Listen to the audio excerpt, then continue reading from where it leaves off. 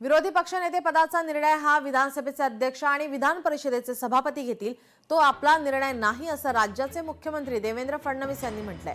राज्याच्या हिवाळी अधिवेशनाच्या पार्श्वभूमीवर सरकारने टाकलेल्या चहापानावर विरोधकांनी बहिष्कार टाकला, त्यावरून देवेंद्र फडणवीसांनी विरोधकांचा समाचार घेतला। यंदाच्या अधिवेशनात आम्ही 18 विधेयकं मांडणार असून ती सर्व मंजूर करण्याचा प्रयत्न करू असंही फडणवीस म्हणाले। चहापानाचा कार्यक्रम होता। विरोधी पक्षाने परंपरा पाळत चहापानावर बहिष्कार टाकलाय, त्यामुळे आम्हालाच आमचा चहा प्यावा लागला। पण आज विरोधी पक्षाची जी काही पत्रकार परिषद झाली ती अतिशय निराशेने भरलेली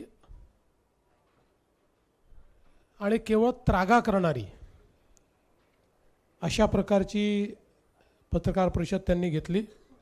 याचा निर्णय घेणारे आम्ही नाही, याचा निर्णय घेणारे सभापती आणि अध्यक्षच याचा निर्णय घेऊ शकतात, त्याचा निर्णय आम्ही घेऊ शकत नाही।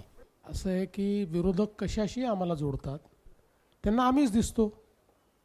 जसं शिंदे साहेब म्हणाले, जळी स्थळी काष्टी पाषाणी आम्हीच दिसतो, त्यामुळे प्रत्येक गोष्टीशी आम्हाला जोडतात। पण तुम्हाला हे माहिती आहे, विरोधी पक्षनेता घोषित करण्याचा अधिकार सरकारचा नाही, तो अधिकार हा सभापती आणि अध्यक्षांचाच आहे।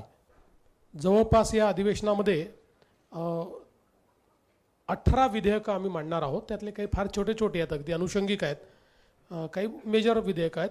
अशी 18 विधेयकं आम्ही त्या ठिकाणी मांडणार आहोत आणि या विधेयकांवर चर्चा करून ही विधेयकं सगळी मान्य व्हावीत अशा प्रकारचा आमचा प्रयत्न या निमित्ताने असणार आहे।